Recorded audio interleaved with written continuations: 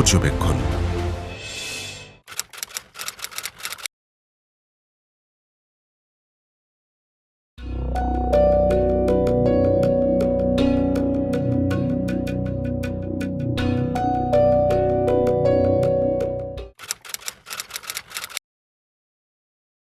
মানে এগুলো জাস্ট দেখায় আমাদেরকে, শুধু ঘুরাচ্ছে যে হচ্ছে আজকে কালকে ৩ দিন ৪ দিন ১ সপ্তাহ পর কল দিয়ে বলতেছে আপনাদের কি এটা ছিল, মানে একটা দুইটা তথ্য নিয়ে আমাদেরকে জাস্ট থামায় থামায় রাখতেছে যে ডে বাই ডে টাইম গুলো পার হয়ে যাক, তাহলে হচ্ছে আর কোনো মানে এটা নিয়ে আমরা আমাদের মাথা ব্যথা থাকবে না, মানে ব্যাপারটা এরকম। এজন্য আমরা হালই ছেড়ে দিছি যে ঠিক আছে, দরকার নাই, আর লাগবে না।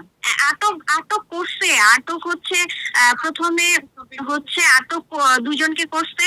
এর দুজনকে হচ্ছে পানিশমেন্ট দেওয়ার পরে তারা বলছে যে থার্ড যেই জন, তার কাছে নাকি বলে সব জিনিসপত্র আছে। তো থার্ড জনকেও হচ্ছে যখন হচ্ছে গ্রেফতার করছে, এরপরে তিনজনই এখন বলতেছে যে হচ্ছে জিনিস স্বীকার করতেছে না।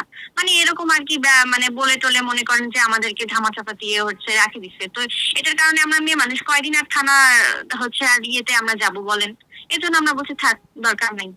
আর এভাবে করে আবার হচ্ছে মনে করেন যে আমাদেরকে চিহ্নিত করে রাখে দিবে, আমরা মেয়ে মানুষ। এর জন্য ভয়ে আমরা আর কোনো ইয়েই করি নাই যে ঠিক আছে।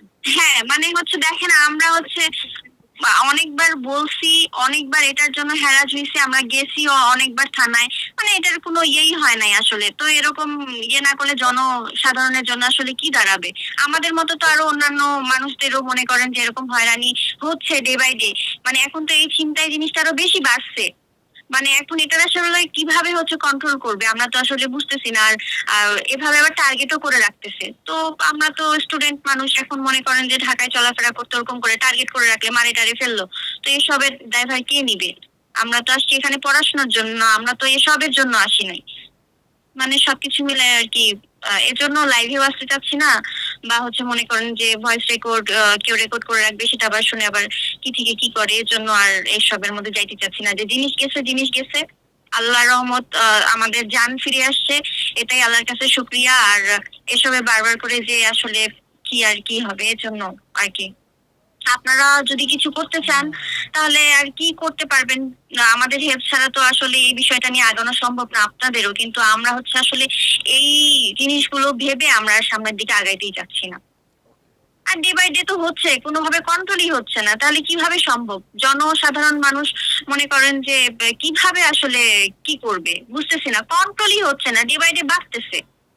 তো এটা তো একটা মানে ভয় ভীতি সৃষ্টি করে দিছে সবার ভেতরে। বা বাসার ভেতরে এসে মনে করেন যে হচ্ছে বাসা ভাড়া নেওয়ার কথা বলে ফ্ল্যাটের দেখতে আসে, আপনার হচ্ছে জিনিসপত্র লুটপাট করে ছিনতাইকারী নিয়ে চলে যাচ্ছে। তাহলে কিভাবে সম্ভব? কোথায় আমরা হচ্ছে নিরাপত্তা পাবো? কোথায় সেফ আমাদের বলেন? হতে পারে, বাট ঘটনাটা যে আমাদের সাথে হয়েছে সেটা তো ভাইরাল হয়েছে, সেটা তো ওরাও জানে না। এই জন্যই বলছি আর কি, যে পরে ওরা ওভাবে চিহ্নিত করতে পারে যে এটা তো আমাদেরই ঘটনা ছিল। ভয়েস যত ইয়ে করেন আর যতই হচ্ছে ফেস না দেখান। আর হ্যাঁ, আরো হচ্ছে পুলিশই হচ্ছে আপনার ওদেরকে হেল্প করবে। পুলিশ হচ্ছে কি হচ্ছে আমাদের পক্ষ নিয়ে কথা বলবে, তা না করে ওদের পক্ষ নিয়েই কথা বলতেছে যে হ্যাঁ এভাবে করে কিভাবে কি করবেন, মানে ওদেরই হচ্ছে সাপোর্ট করতেছে। তাহলে আমাদের কি হবে?